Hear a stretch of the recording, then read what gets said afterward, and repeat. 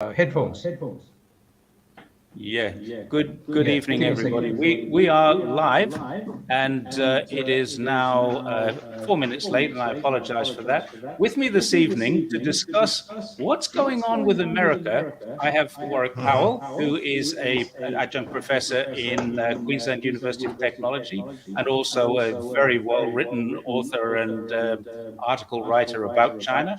Mr. Deng Yifan, who is also a very well-known and published author and based in China, and John Pang, who is a Malaysian, I guess described as a former Malaysian government official. Is that the correct title? And now based in China too? Yep, I am. So Warwick is the only one who's not based in China.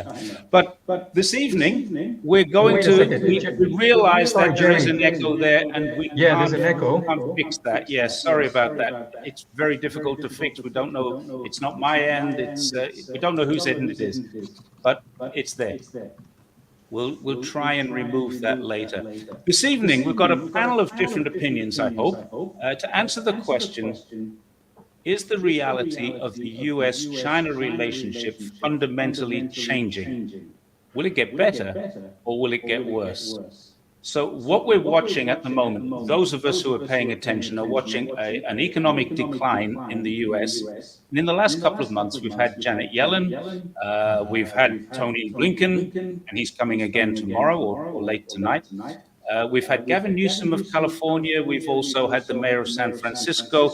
We've had the lady who represents Asian affairs and somebody who represents Assistant Secretary of State Honda, who I don't know very much about. But my question, and let me put it to you first, Warwick, are these genuine attempts to fix the situation, or is there something going on here that are they warnings to China?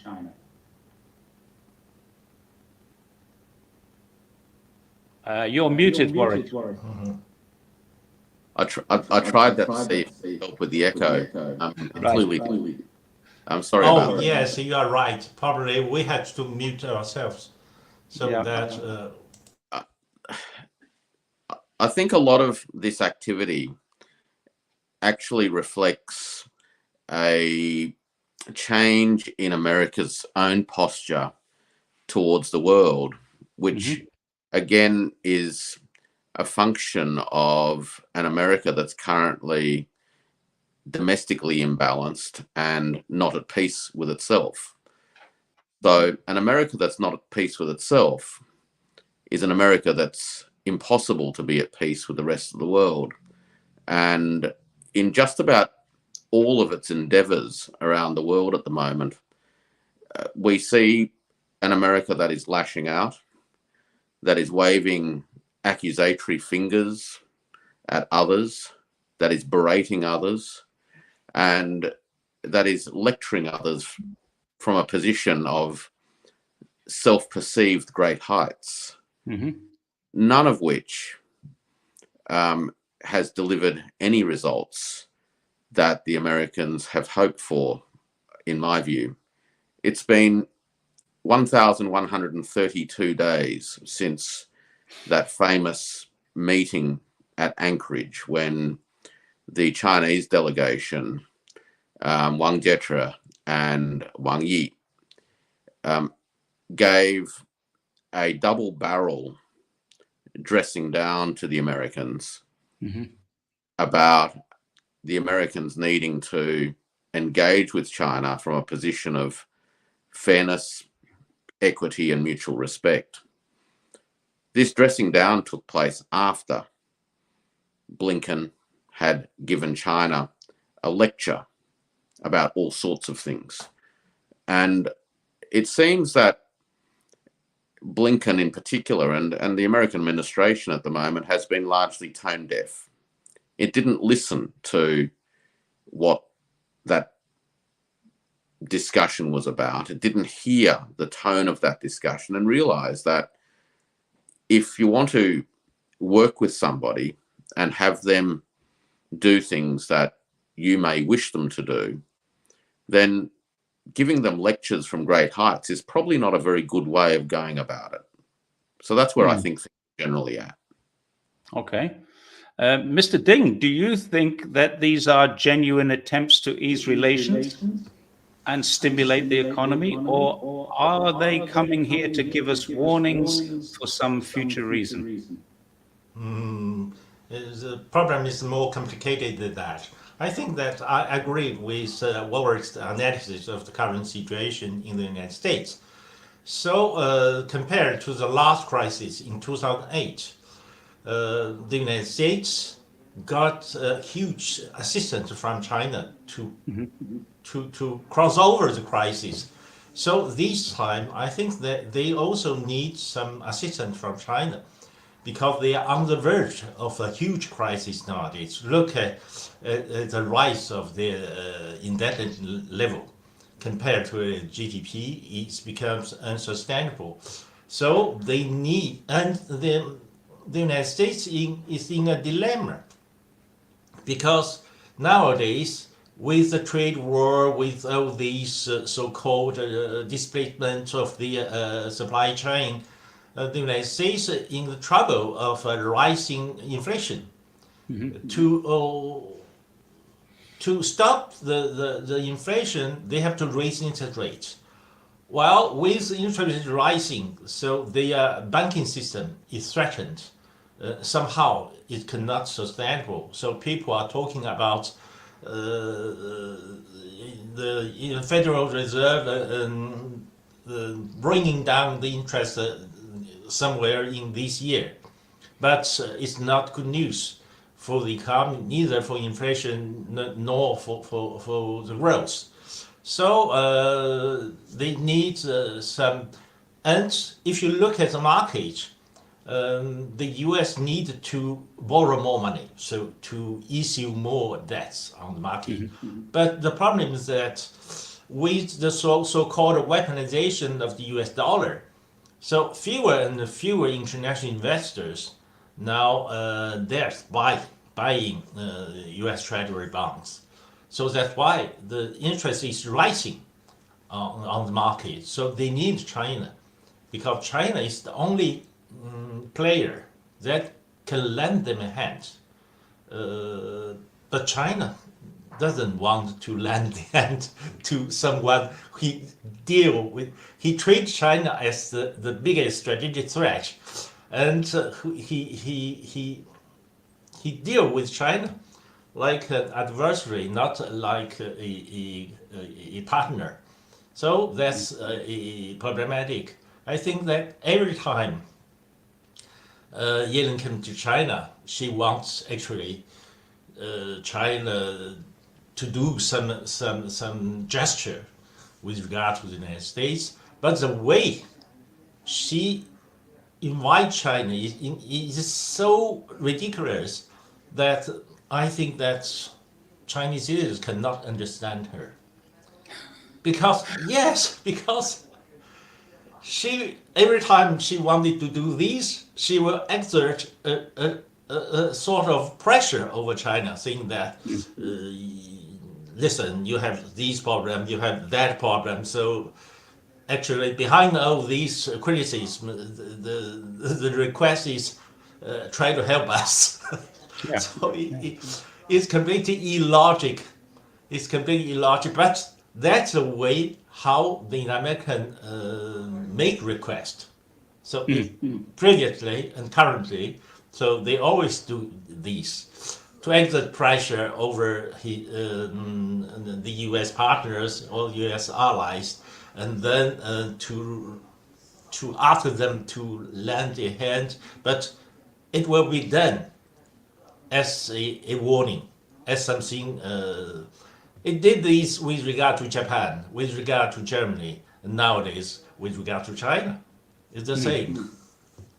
I think it's fair to point out that the three largest buyers of US debt are Japan, China, and the UK.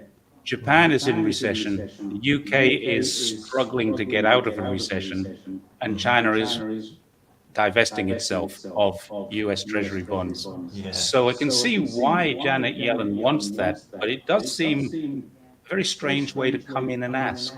You overcapacity, you've got to stop that. You're dealing with Russia, you've got to stop that. By the way, can you do us a favor?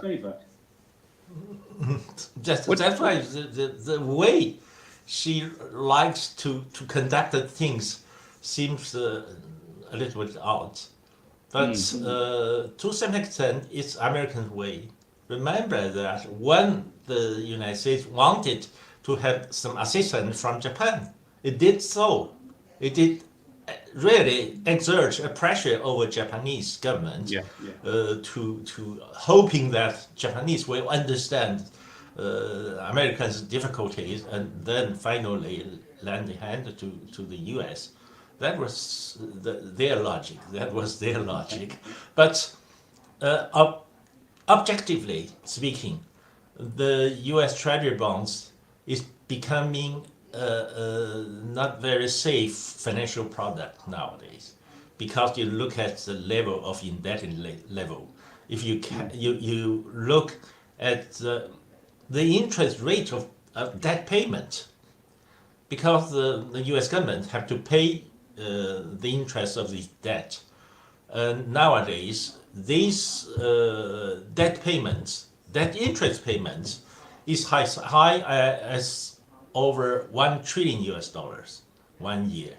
So the debt interest payment will become the largest expenditure item of the U.S. budget.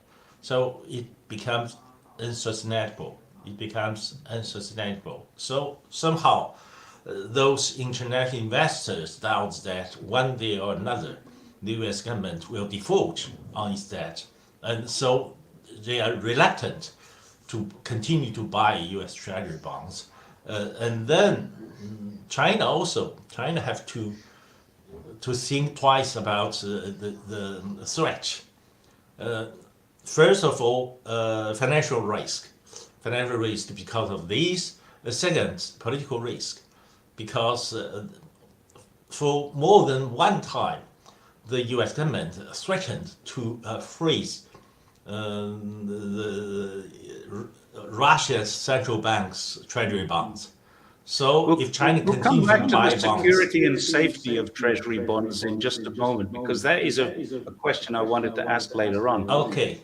Can I move on to John and ask the same question of you? Do you think that these are attempts to ease relations and stimulate the U.S. economy, or are they warnings to China? Now, if I could just ask Mr. Ding, can you mute yours? Because I think it's yours that's causing the echo. John, what do you think? I think it's both and, in the sense that the real puzzle here, and both Warwick and Lifan have brought this out very well. I don't need to go through it much more, but there is a real puzzle here in the incoherence of U.S. policy. I mean, this is a genuine puzzle. We really have to sit down and think about it and ask ourselves, what's going on? Why is this the case?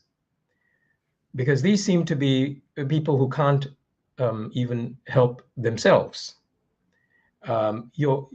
These fundamental tenets of rationality with which international relations are governed, realist international relations in particular, about the rationality of states, about self-interest, they appear to break down. So I think one way to think about this, and I've come increasingly to think about this, is of a kind of system crisis, a generalized crisis of the political system, of the elite. But this crisis is more than just financial, right? The financial one is sort of, I mean, you get a nosebleed, right? Looking at the debt levels. We technically, sort of, if you weren't printing the currency, you'd be bankrupt. And then, there's sort of piling on of more debt. So it's not just financial, it's not just an economic, nor even just political, but also ideological. And I think that's part of what's causing the incoherence. So you see one party, Yellen, showing up in Beijing one week, and then later on you see Blinken, or maybe further on you might see Tai, come in, or Raimondo. You can no longer assume that there is a that there's a mind behind this, right?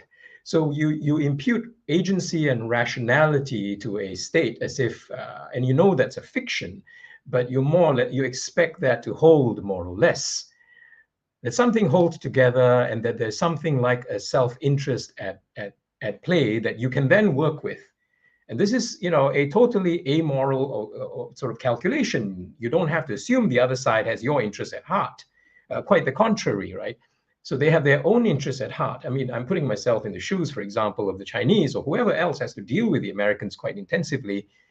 What are you dealing with?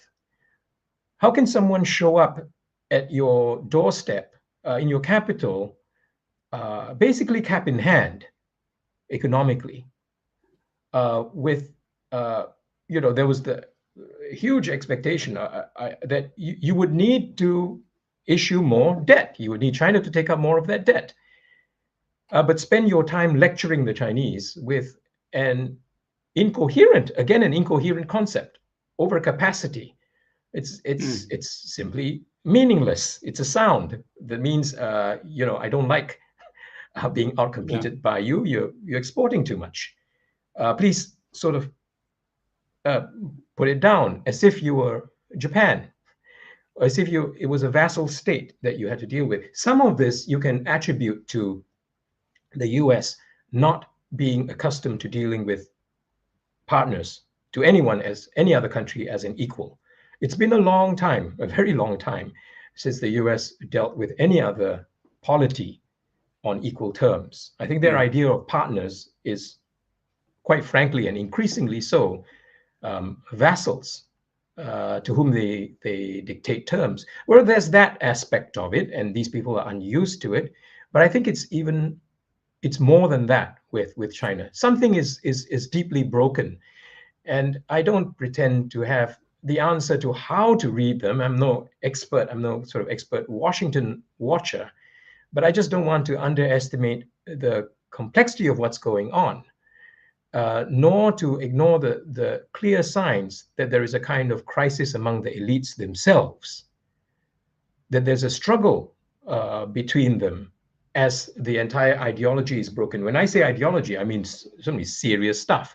You might expect, for example, that on something absolutely fundamental, such as the prohibition on genocide, there would be clarity on this. And yet they're fighting among themselves about this, right? With radically different and incommensurable, irreconcilable differences about what's actually going on in Palestine, when the rest of the world is really rather clear about it. So this is really quite serious. And watching a party like this, and for China to deal with a party like this, I would offer, in the first place, not underestimate how incoherent this thing has become, and to that extent, dangerous, but also and unpredictable. But also how sort of how desperate. I mean, that's something that I think Jerry, you pointed out. There's clearly an increasing desperation and a lashing out. So they just keep posting their L's, so to speak, right? Their losses. This is incredible, right? This move about Yellen comes here, and then and then a couple of weeks later, you have news that they're going to seize Russian assets and hand them to Ukraine. So this is theft of foreign exchange reserves, a completely unprecedented stuff. Supporting another state attacking an embassy, for example, at the UN. So all the rules are being broken. This is a sort of chaos-based kind of order here.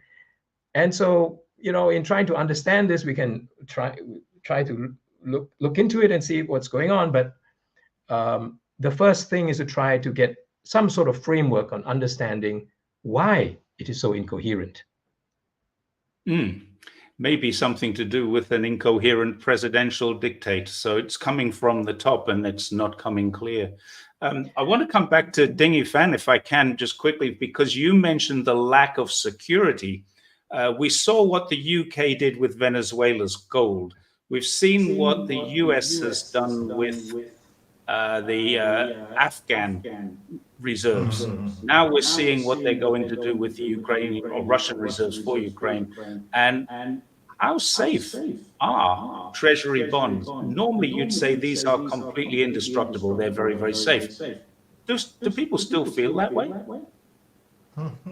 Not so safe that way, because generally speaking, the US treasury bonds is a very liquid financial asset. So every country wanted to keep a certain amount of US treasury bonds in case you can use it very easily as a good instrument. So every central bank have a huge amount of US treasury bonds that alleviate the interest rate actually of the United States. Without so many countries buying those treasury bonds, the interest rate of treasury bonds will go skyrocketing. Yes. So that's something very important. Actually, the foreign buyers of U.S. Treasury bonds are very, very important. That's why recently I heard Madame Lagarde, so a former director of IMF and the current president of European Central Bank, just want that if you freeze or you confiscate the other countries' central bank's assets, treasury bonds, that will definitely something that will destroy current international financial system, that will make the system collapse. And then the consequences will be catastrophic, not only for the United States, but for the whole international monetary system. So I think it's a serious question. It started by confiscating the financial assets of Afghanistan's central bank. But it's a small country, and other countries will help Afghanistan to deal with the lack of foreign currencies. But in the case of Russia, it's not a small country. It's a nuclear power. And if you deal with a nuclear power in such a way that other countries are fearful of your behavior, that's why look at the reaction of those so-called US allies. Look at the behavior of Japan, the behavior of Saudi Arabia. Those are huge foreign currency reserve countries, but they become really panicked by the perspective of the, if the US dare really freeze and confiscate the financial assets of the Russian central bank, if they did this with regard to Bank of Japan, with regard to Saudi Arabia, so those countries have no way to respond to this kind of provocation. That's why those countries are trying to keep distance with US treasury bonds. Look at the statistics. They are trying to keep some distance. They are buying less and less US treasury bonds. Well, those are trade surplus countries. Only trade surplus countries have the capacity of buying treasury bonds. If those trade surplus countries become reluctant to continue to buy treasury bonds, so the interest of treasury bonds will continue to rise, and that will cause a big trouble to U.S. government, because that will enlarge your government spending, your government spending on debt, so debt interest payment. So that will cause the collapse of public finance. I just want to jump in very quickly here and note just this incredible moment, right, in which we're talking about treasury bonds being unsafe. Defaulted, yeah. This is insane. I mean, the entire dollar-led financial system is based on the safety, right, of these treasury bills. Everything else is priced relative to that. And yet here we are. Here we are talking about this. So, you know, if I wanted to ruin the dollar-based system, I can think of no better way than for the banker of the system, essentially, to seize the deposits, to seize your assets. So I just can't think of a better way to do it, right? Just as, you know, I can think of no better way to torpedo any notion of civilized diplomacy than to go against this, I mean, 2,500-year-old convention that you don't attack the ambassadors, that the embassies are protected. Yes, this is something that's absolutely fundamental. So here we are. We're talking about something theoretically, which a few years ago nobody would even put a theory toward it. It just wouldn't happen. But you've got Lindsey Graham and Marsha Blackburn, both of whom have publicly spoken out and said, we need to seize China's treasury bonds. So you have two senators who believe this is the right thing to do, at least. I don't know what support they have. Right, and others wanting to exact sort of punitive reparations, which amounts to the same thing, right? Yeah. So China caused COVID allegedly, and we need to you know, seize something to get reparations. So it becomes really unsafe. But earlier you mentioned, yes, so you have a unusually and graphically dysfunctional presidency in which you have a doddering leader who you're not sure if he knows what day of week it is. But I venture that this is not just a kind of a personality-based thing. It's systematic. It's a symptom. It's going to be like this all the way down. So you're facing elections at the end of the year in which you have to choose between him and Trump, of which, you know, one need not say more. Much has been said about the ludicrousness of that situation. But then you have a choice between these two. So it's like this all the way down. And I think this is what collapse looks like, what imperial collapse looks like. And if this seems unfamiliar, it's because we've lived through a fairly a period in which the center held. And that's no longer the case. And most of us in our lived experience over our lifetimes have not experienced something like this. There are people who, I think Russians, people from the former Soviet Union who lived through that may have a better understanding, a better set of coordinates for navigating what's ahead. Warwick, can I bring you back in with a question? We've got Blinken coming to China either tonight or tomorrow, and we had Yellen here just a couple of weeks ago. What did Yellen actually achieve? I mean, the joke in here is she came over and she was yelling, but what did she actually achieve? And did she come here to sell more treasury bonds, or did she come here to issue these warnings? Because from what I see and what media has reported, that's all she did. The treasury bond issue wasn't raised. So what was the purpose of her visit? Did she achieve it? And is Blinken a follow-up from that, or is there something different going on? Look, on the question of what she achieved, I think I'll paraphrase Premier Zhou Enlai and say that it's probably a little bit too early to tell. Just going back briefly before diving forward, Jerry, on the Treasuries issue, one of the things that has emerged of late is that the interest cost is now greater than the taxation receipts of the federal government, which means that the interest costs, or a part of them, is borne by borrowing more money.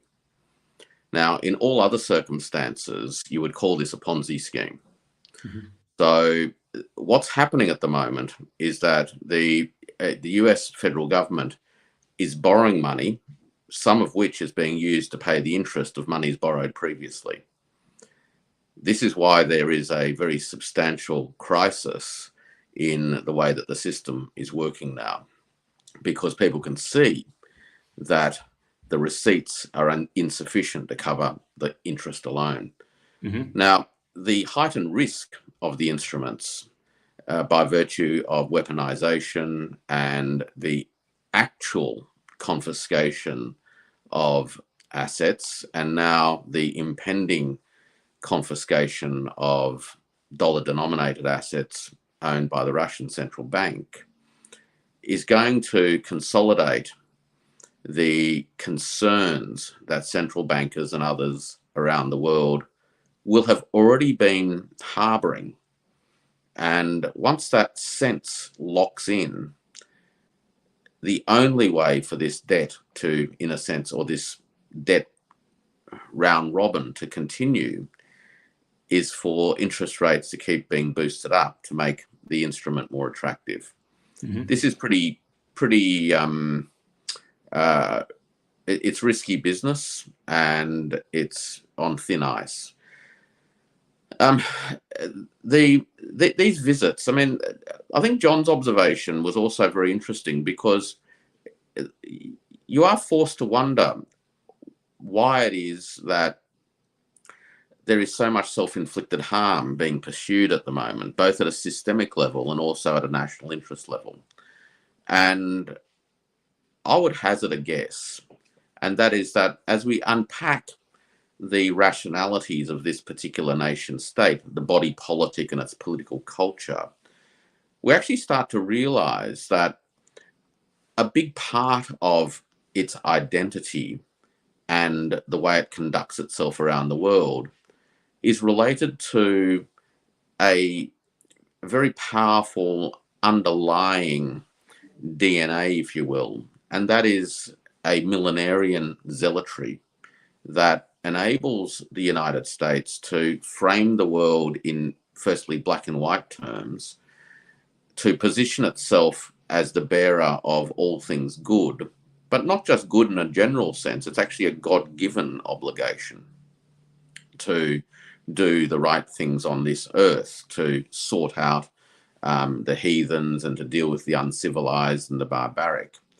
And consequently, what we're starting to see unfold in sections of the American body politic is the re-emergence of apocalyptic thinking, which is that we are playing out now the end of days. And the US body politic is framing a lot of its activities or its decisions in that context. I mean, the stuff that's happening in Israel is in large part being framed, by some at least, as part of end of days prophecies. Mm-hmm. And the issue now is who plays what role, you know, who's Gog and who's Magog. And China's one of those. And this goes back really to a view that the US has had vis-a-vis China for over 100 years. And that is that China was part of one of two parts of the world that remained unconquered from a spiritual warfare point of view. The other part of the world was the Islamic world. So as American Protestant missionaries in particular, towards the end of the 1800s and well into the first half of the 20th century, flooded into China, the objective was a missionary objective, and that was to save the souls and transform China into a civilized Christian nation. Now, when the Protestant missionaries were run out of the joint in the early 1950s, and they nestled and coalesced on the island of Taiwan together with the Republic of China administration led by Chiang Kai-shek, the Americans went along with it, and they saw Chiang as actually their guy fighting their war. Mm-hmm. So the historical record will actually show references to Chiang as fighting our war. And it wasn't just a war about communism. It was a war about Christianity. And in the 1950s, one of the interesting things about the American body politic was this incredible introspection and anger driven by an angst about the loss of China. So having spent 100 years trying to conquer China, both materially and spiritually, and having lost it in 1949, the question for Americans was how and who was responsible for the loss. And for the next several decades, this issue bubbled away and continued to bubble away. Come the 1990s, post the dissolution of the Soviet Union, a reformed attitude re-emerged, which is, well, how are we going to deal with China? Having recognized it officially as part of essentially a Cold War response to isolate the Soviets, the question is, how do we now deal with China post the dissolution of the Soviet Union? And the debate evolved in the US in the 1990s to a point where there was a view, and the view that did prevail was that let's give it one more crack. We can bring it into our system and we can make it more like us. Now, at the time, the administration that drove that agenda was the Clinton administration. So this was about bringing China into the World Trade Organization in particular. And others, however, in America, in the body politic, such as Robert Kagan, was actually very hostile to that idea on the basis that China was never going to become like us. Anyway, the Clinton argumentation won the day. China came to the WTO. And in a sense, the economic history is now well known. What has come to become very clear, however, is that that sense of loss has once again materialized. And we see it in two things. In 2018, there was a special issue of Foreign Affairs magazine, one of the preeminent journals of American, public discourse on foreign affairs, which posed the question of whether engagement with China has failed or was a waste of time. And there was an article in there by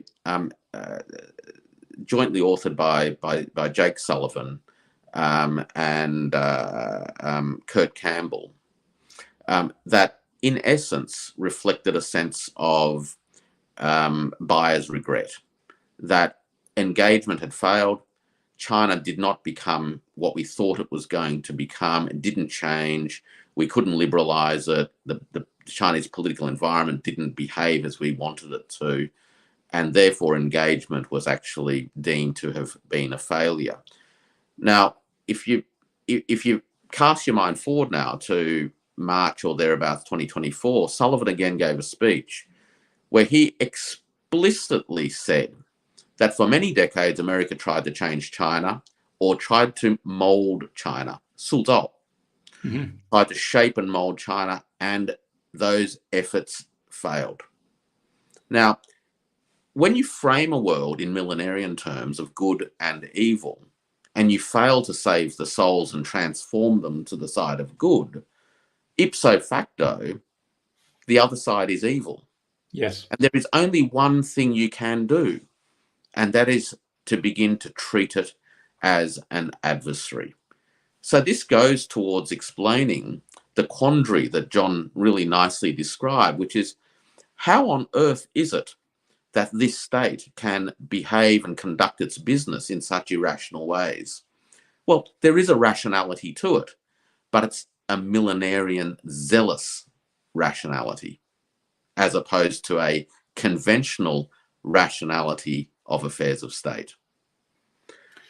So, Ding Yifan, I saw that you were nodding your head there. You were just about to say something coming in. Do you have something to add to that? Yes, I totally agree. I totally agree with Warwick's analysis about this dichotomic point of view of history of the things. So that's probably the Christian idea of the world. The world is the Manichaean world, so it's the bad and good. It's the evil and good. The good represent God, and so on and so forth.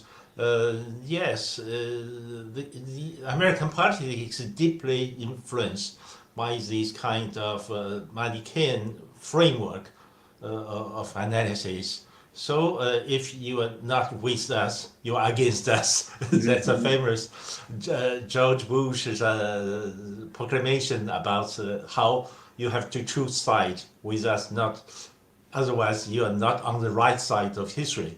So it's very simple, it's very simplistic, it's very so-called ideological, but actually it's deeper than ideology. It's something related to Christianity or Christian beliefs into a bipolar world. The bipolar world is good and evil.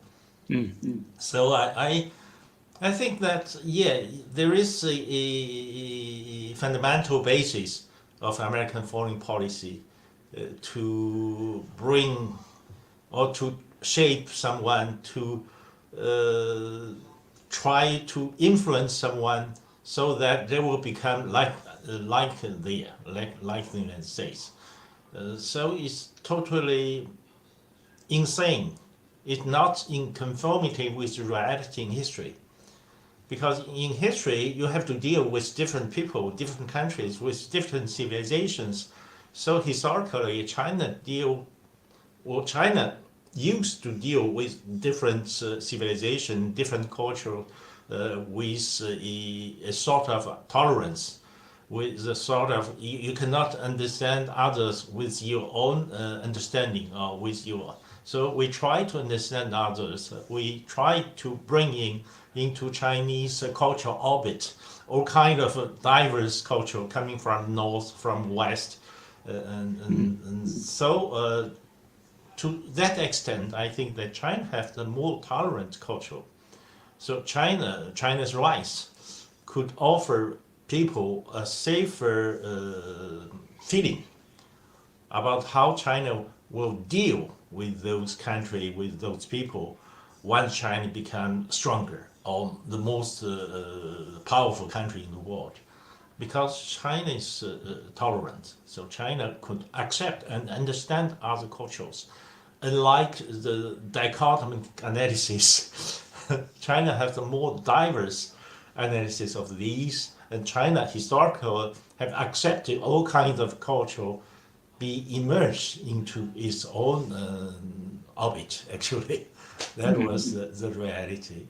I think Kishore Mahbubani just a few days ago pointed out that the global south is 88% of the world, or not the international community that the US talk about, which is only 12 or maybe 15, perhaps as much as 18% of the world. And the rest of the world is actually on the side of this multipolarity idea.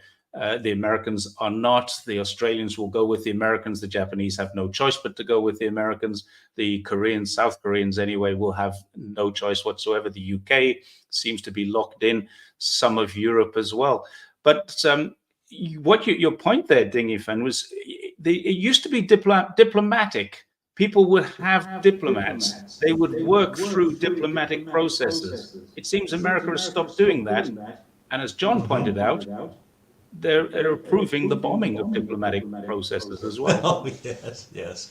They become more and more violent in dealing with especially weaker players in the international arena.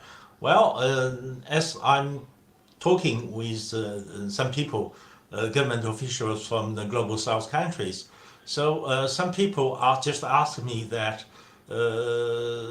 why China doesn't want to assume the leadership of the global south. China becomes so powerful, and China can resist the U.S. pressures and in every sectors. So why China doesn't want to resume the leadership of the world or the global south? I think that in Chinese mentality, as we don't have this Manichaean shape of ideas, so I think that we think that a multipolar world should not be led by someone. By definition, it won't be a multipolar world. So a multipolar world, by definition, is led by a multitude of players. And then that's Chinese proposal. When we carried out our Belt and Road Initiative, when we carried out the proposal of construction a community of shared future for humankind. So for mankind, all these proposals were based on a partnership, not on leadership. The partnership is a type of cooperation based on equal footing. So we are dealing with different people, but we are partners. If you don't agree with it, okay, let it done. If you wanted to my assistance, we can talk about it. If my proposal is considered as reasonable, so let's do it together. So that's the spirit of a partner. I think that the idea that partnership will be the basis for the future world is welcomed by all these global South countries. So that's remarks such as Ding Yifan's, if I am sorry to interrupt, I want to point out here, are often taken as I warn people, listeners, against taking these remarks and then projecting Western and in particular American expectations on top of them. So, I completely agree with you, and I would say the same thing. But in a Western context, in an American context, we come across as naive or just, saying things off the top of our head. Of course, the China will behave the same way. But it's precisely the history and the framework that Warwick set out so well. That context is required to understand that China does offer a seriously and ontologically different alternative. It's serious to the depths because it's not just words. It's grounded in a very, very different history and in a different political theology. So I merely hinted at, you say this could have been a very wonkish, foreign policy style, CNN style, maybe, not CNN, but it's a kind of a wonkish conversation. You talk IR, economy, treasury bills, and so on. But I suggested that something deeper is going on here. And Warwick went right into it. You need to understand this other dimension of the United States, its history, its political theology, if you will, this whatever you call it, I completely agree. This millenarian, Manichaean, apocalyptic type of mindset and culture. It's, I might add, it's settler colonial history, never quite acknowledged, but it continues to be that. Its notion of an ever-growing, ever-moving frontier. So, and I think it's important to point out that China, or America's China, has played a key role in the constitution of, in the culture of the United States, in the political culture of the United States. From the Boston Tea Party onwards, which was about tea. Where was that tea from? It was from China. It was about the tea trade. From the start, China and Chinese trade was in the background. And so when you extend the frontier across a continent, you wipe out the inhabitants and you reach the Pacific coast, what do you see across? You look to the west and what is there left? It is China. So the westward expansion, the taking of Hawaii, for example, and then the Philippines, and then Japan, all these were for China, for the China trade. So I agree entirely. You do not understand until you look at it as Washington's China or America's China. So we're in the realm of the virtual. You're not talking about real China. You need to understand America's China and the role it has played in the imagination of this country, and even in its political life. Because that expansion, that conquest of peoples, their subjugation and destruction and exploitation and enslavement, has been the escape, the escape valve, the pressure valve for its own problems. You need, America is a phenomenon that needs to keep expanding. And now you've finally expanded and you've hit the mother of all walls. You realize now you go no further. This is part of the sense of loss. That sense in which there is no more. You reach a real other with the power to stand up to you. And that's the end. It's the end of America's China. But America's China is what you need to understand when you're dealing with them, right? So I'm very happy the conversation went in this direction, because it's not enough to just understand, Biden's issues or Yellen's and so on, because we are going to be dealing with this for quite a while. Okay, as the thing comes apart, we are going to be dealing with this, and I agree, it's a second loss of China moment, a great sense that we didn't manage to make them like us at all. Anyone looking from the outside would think that's totally ludicrous. Why do you have to make them like you in order to go on? But that is the United States, and that is its own its political theology. And if you don't think political theology is important, just take a look at the sort of mini America, the offshoot, the settler colonial state inspired by the American project, right, in Palestine today, and its behavior and the role of the apocalyptic in what is going on there. America is that, writ large. Yeah. So you are dealing with something that you need a larger lens for and a different framework. You can't just be looking at the statements from Raimondo, etc. There needs to be a broader framework, and Chinese people are not accustomed to think in those terms, because they do not have that political, they do not share that, and Chinese politics is not likewise driven.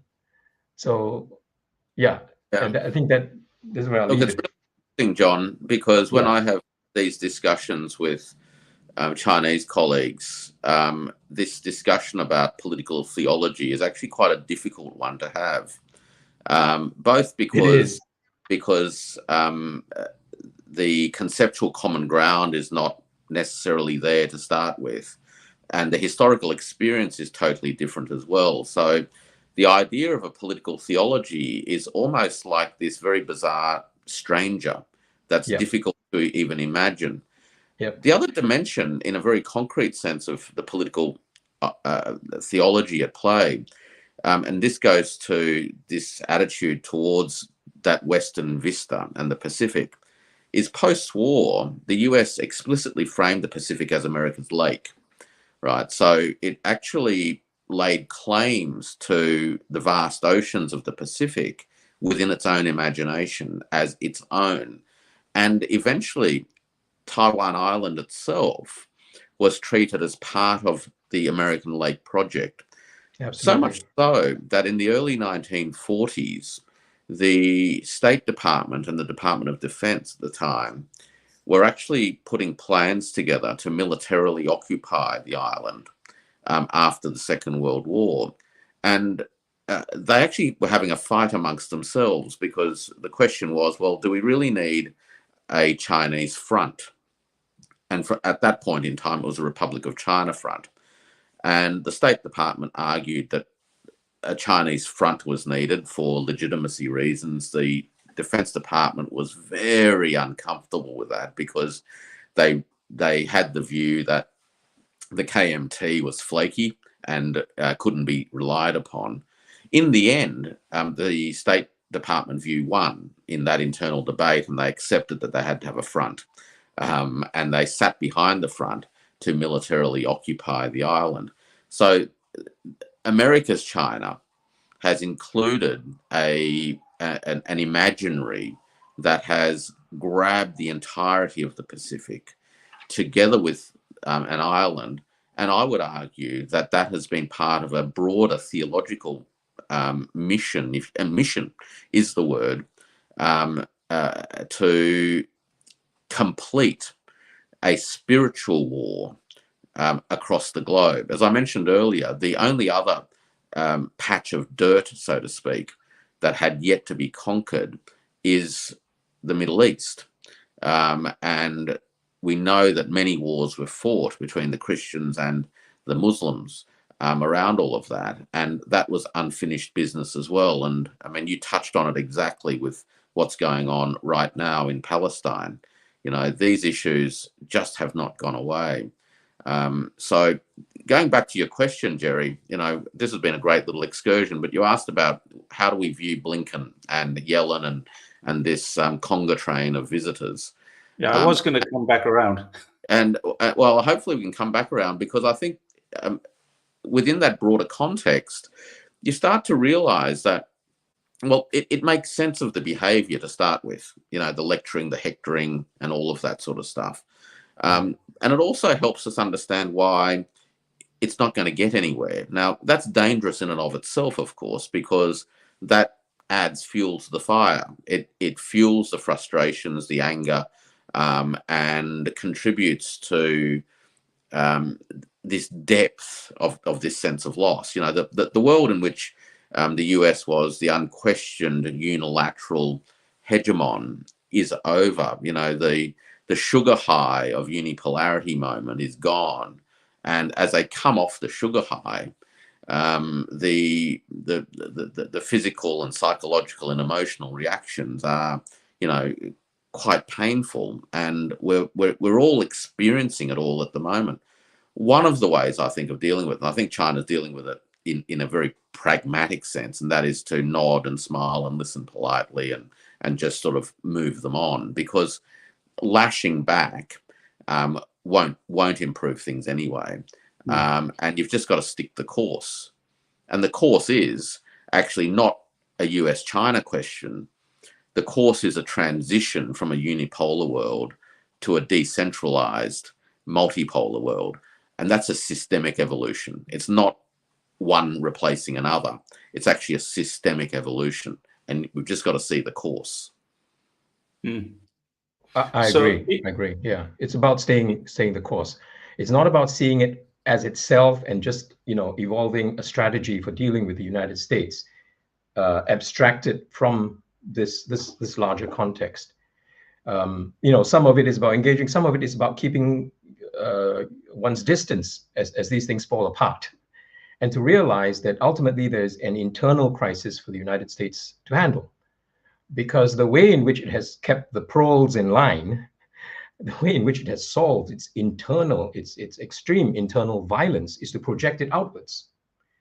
And when you finally come to the end of the frontier. It's not the Pacific, it's China, right?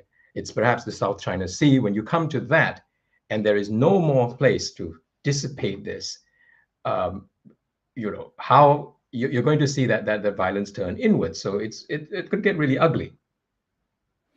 We could have an interesting hypothetical there if the KMT had won the Civil War and China were receptive to American expansion. We might be living in a very different world, but let's not go down that track for today. But I think... Jerry, they lost, so we don't have to go down that track. True. Yeah, that's why it's a hypothetical. But it's interesting that you talk about that wall. They've actually met the Great Wall of China. We had 6 months ago, we had Xi Jinping and Biden shaking hands, having a chat in San Francisco. Just a few weeks, 3 weeks ago, I think it was 3 weeks ago today, we had Biden and Xi Jinping having phone conversations together. Then we had Janet Yellen come across. Then we now have Blinken coming again. What's his purpose this time? Ding Yifan, what's Blinken's purpose for coming this time? I think that his visit, his next visit, tomorrow or later on, in China, is something very special, because he is coming to China on the invitation of Chinese government, while other officials come to China by their own, including Yellen. Yellen came to China by his own, didn't ask a Chinese invitation. So this time, Blinken will come to China on Chinese government invitation. So that's something very special. That means China wanted Clinton to come. We have something to tell him. Probably we have to negotiate. We have to do something. I think probably we want some cooperation from the United States to stabilize the situation across Strait, Taiwan Strait. We wanted the United States to stabilize the situation in Gaza, in Middle East, also in between Iran and Israel, and also somewhere in Ukraine. Probably all these issues will be the topic of discussion of the highest diplomats of the United States and China.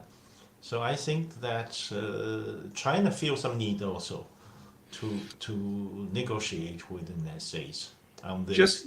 Just today or yesterday, depending on your time zone, Blinken's department released a paper on human rights in China. Do you think that was deliberate, or was that kind of a bad timing issue? It's not appropriate. I don't know why. Because if you look at the current situation of human rights in the United States, it will become ridiculous to talk about Chinese human rights. So look It's at an the infallible pattern of bad timing. They never fail to do this. So it was just bad timing, do you think, John? No, I don't think so. Because it's in fact, without fail. Yeah.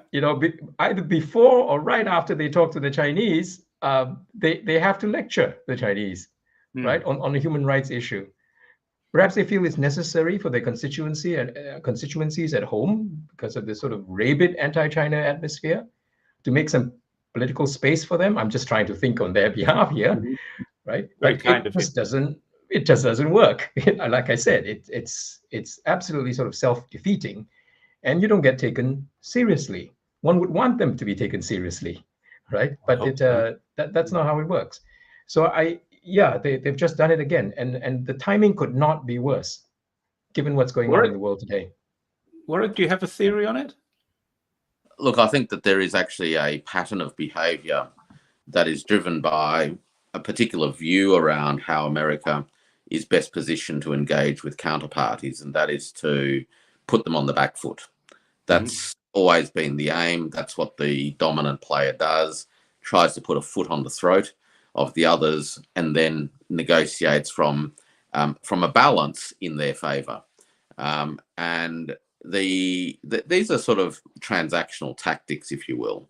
I think that there is an element, as John suggested, that this is also about domestic constituencies, and perhaps it does create a bit of space for people to even just hop on an aeroplane and fly to China when there are voices within the American body politic which is actually hostile to any engagement, full stop. So you can see that it notionally creates a modest amount of space for them. It certainly ticks a box to a domestic constituency that will always be clambering around, whether you went and, gave China, a piece of our mind on this, that, and the other. But ultimately, I think it also falls into a pattern of negotiation behavior that I think is very ingrained, and but it no longer works. And I just go back to Anchorage again. If you actually paid attention to what was happening in Anchorage, yes, there was some theatre and there was a little bit of spectacle, all the way down to the translator who, did 15 minutes straight without missing a word or a heartbeat or a nuance or anything. But if you actually paid attention to what happened, in some ways that was a last straw moment that said, listen, we've said for a long time, we're open to working with you on anything and everything on the basis of being treated as an equal and with respect. And we remain open to that, but you're not going to get what you want if you come and hector us. Right. And it's like no one listened. It's like an American tin ear. And there's something a little bit disconcerting about that, of course, from a diplomat who I just don't think has actually listened to not only what someone on the other side of the table said, but listen to the general atmospherics of that exchange, which wasn't about saying, you are our enemy. It was about saying, stop treating us as second class. Stop You don't have a right. You've never had a right, though you did do it. But we're not going to cop it anymore. You know, I mean, that comment about how China, what 中国人不会吃这一套, that comment, and I can't remember how the translator translated it, but you know, in my Australian lingo, I'd say, us Chinese, we're not going to cop that anymore. Probably China won't buy your arguments. China won't buy the argument. We won't cop that anymore. Right. Worse than that. I'm not going to say it on this gentleman's channel, but yeah. That's ingrained, right? And the point of that was to say, discuss the issues with us sensibly as equals, and we can make headway together. That was the point. Now, I don't think any of that's been heard yet. We're not seeing any of that. Coming back to the issue of the presidential discussions, I think they do create moments of space again, you know, notwithstanding all of the stuff going on around it. Though, of course, it does get let down when, you know, within 24 hours, President Biden says or does something which more or less undermines a good chunk of the previous goodwill, if you will. But I think these conversations matter in that they can put not a full stop, but maybe a semicolon in place when things are getting a little bit out of hand, and they can. So, you know, that's useful.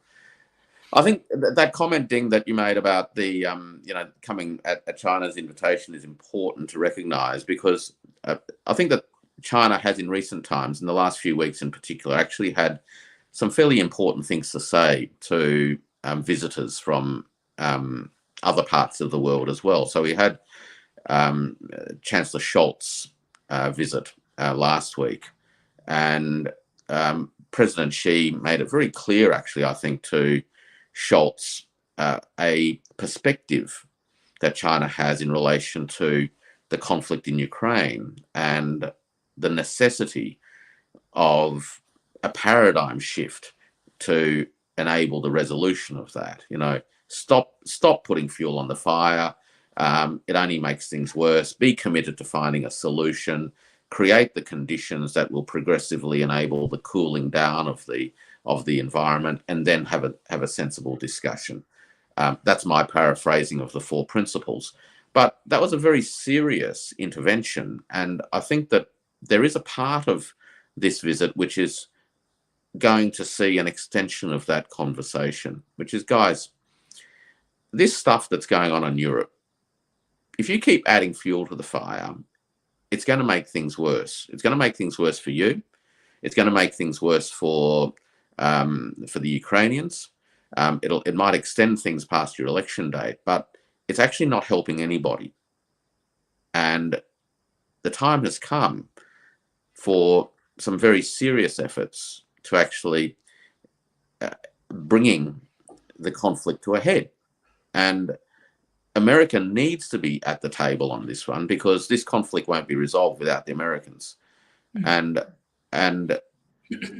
the instability that's caused globally and economically and those sorts of things by the persistence of this conflict in Ukraine, not to mention the conflict in Gaza, these are conflicts of America's making.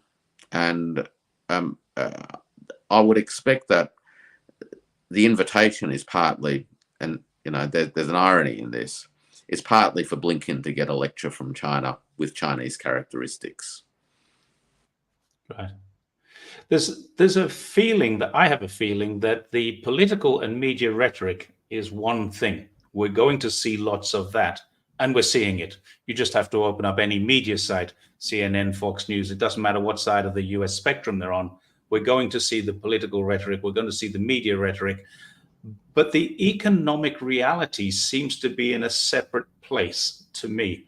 We're seeing what's going on in the public arena, but then when the meetings happen and the doors get closed, what actually happens in there? Do we think that's something different? Or is Blinken going to get a dressing down with Chinese characteristics? Or is he going to deliver a dressing down with American characteristics? What do you think? Ding Yifan, what do you think? I cannot predict historical with Chinese leaders, but I think that personally, Blinken won't talk about economy issues. He's not very knowledgeable about the economy, Right. about all of the difficult situations, complicated situations among different players. So I doubt that Clinton would be smart enough to talk about those complicated issues of economy and sanctions, and so probably Chinese diplomats may talk about the consequences of these insane insane economy sanctions. So if you try to implement some economy sanctions, it can work. But if you apply the economic sanctions, broadly speaking, to every sectors, it cannot work. It will get things worse, even for you. It will backfire in the U.S. market. It will cause a lot of damage, not only to the target of sanction, but to yourself. So actually, if you look at the sanction against Chinese chips, so it caused many more trouble for American semiconductor producer than for Chinese users. So it's for same reason. If you continue to rely on sanctions against Russia, you cannot solve the problem, because a country like Russia has a vast territory and a lot of resources, and even industrial production capacities. Economic sanction cannot help. So let's get a final word from everybody. Do we think that the American-Chinese relationship is on the improve? Is it staying the same, or is it going to get worse in the next few months before the election? Let's start, John. What do you think? Okay. I hesitate to predict. I hope that one outcome and one item on the agenda for the on the unspoken agenda for Blinken's visit is, the Chinese basically conveying, we know you guys need to stabilize things. Yeah. So let's keep things on an even keel, and you have an interest in it. So let's just do it on these terms and with this understanding. It's good for you politically. Maybe you understand that. And it's good for us. The China continues to pursue diplomacy, and that's always a good thing. But beyond something very limited like this, beyond a kind of short-term focus on November, on the elections, they basically can't listen. They can listen, but they can't follow up on it. They can't enact. Even after over 24 hours. So Warwick spoke about this really key moment, actually, in Anchorage, when they were told off and asked to deal on equal terms. But they continue, even on this visit, to open with that, transactional thing. And it doesn't work at all. In fact, it's counterproductive, like everything else they now do. So they're no longer capable of diplomacy or responding to it. It's like opening with a kind of a clown act, right? So you undermine yourself before you begin. And that's not just in China. You could go to the Democratic Republic of Congo. You could go, they have been told off. All Western leaders have been told off all over the world for trying to begin like that. That game is completely over, and they can't do it. So we're left with that. And I think the little bit of hope is that they try to keep things on an even keel, but I'm not optimistic they can be, because something else is going to happen next week and everything's going to be turned around. We have the worst foreign policy team anyone has ever seen from the United States right now. So even within the long arc of this sort of American history and their behavior that Warwick and Ding Yifan spoke about earlier, there have been times when they were capable of diplomacy and of cunning, right, and of negotiation. This is unfortunately not one of them. That's a pity. Warwick, what do you think? Optimistic or pessimistic? Well, look, I'm always loath, I think, to like John. The crystal ball is a very difficult thing, right? And I guess I go back to my broader take, or the framework, if you will, and that is that I think there's more to this bilateral relationship than merely a relationship between two countries. The bilateral relationship is nestled within a broader set of structural dynamics, which is seeing the contours of the world economically, socially, politically transform. The historical culture or the theology of the United States is in many respects out of step with those structural transformations that the theology can't hold back. So change is happening regardless of the theology, which means that the theology at some point, and John's analogy is that it's run up against the wall, right? Or the Great Wall of China. Until that resolves itself,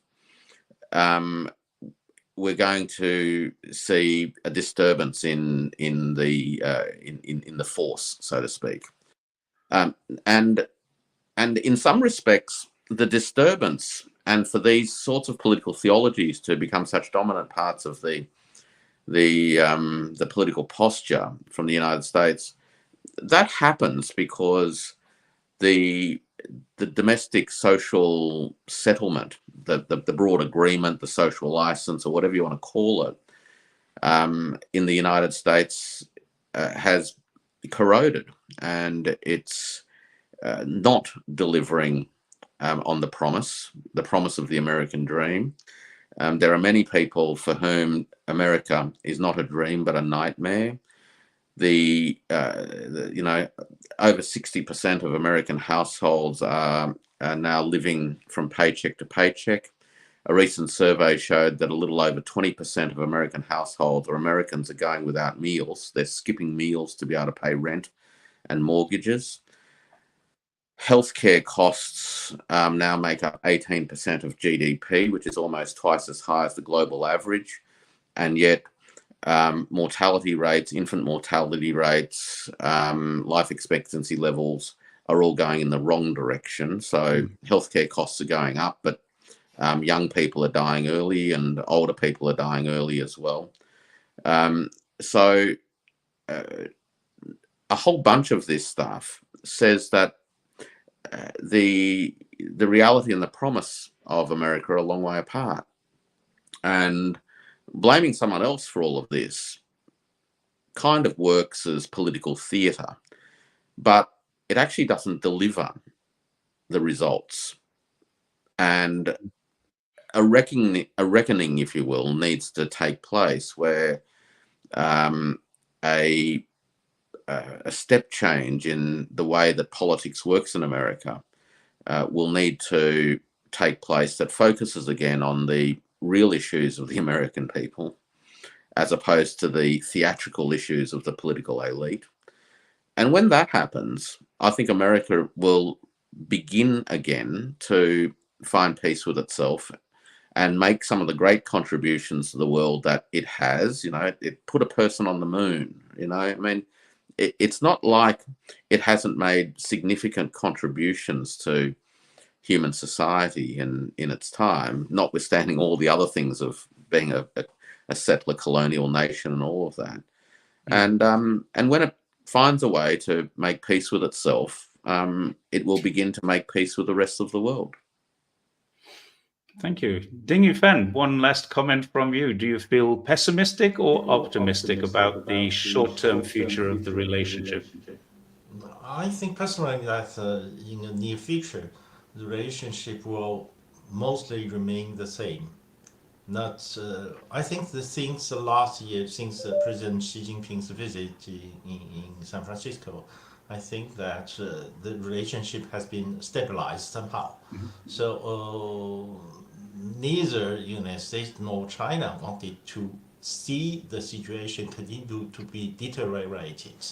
So in this respect, I think that it's stabilized, and they won't continue to provoke Taiwan to use Taiwan as an instrument to destabilize China. So it's stabilized. And the more optimistic news is that they will become more positive to people-to-people diplomacy. So there is more people-to-people contact exchange between China and the United States. That might be, it cannot change completely the dramatic situation, but it can easier, how to say, the human relationship between those political elites, those academic circle in the United States.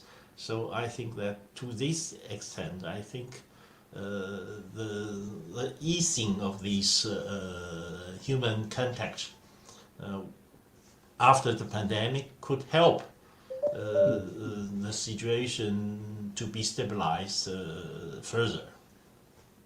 I think you're probably right. One of the things that I like about talking with Chinese experts is that I've asked for an opinion on and a prediction, and all three of you have kind of held back. If I'd asked 3 Americans, I would have 3 entirely different predictions. And it's a very interesting way of, I feel marginally optimistic about the short-term future up to the election. Whoever wins the election, then we have the whole new ball game. But I want to thank you, gentlemen. We're coming to an hour and a half, and I try and keep these down to 90 minutes. So I wanted to thank you very, very much. This has been eye-opening for me. I've learned a lot tonight. Thank you, Ding Yifan. Thank you, John Pang, and thank you, Warwick Powell, and particularly Warwick Powell, who helped me to organize this. I'm really, really pleased that we did this tonight. Let's hope that starting tomorrow, something positive does come out of this, because I think everyone in the world just wants those bridges to be repaired. So thank you very much for your time. Thank you very much for joining me this evening and your very insightful comments. I appreciate them. Thank you. And thank you, everybody, for watching.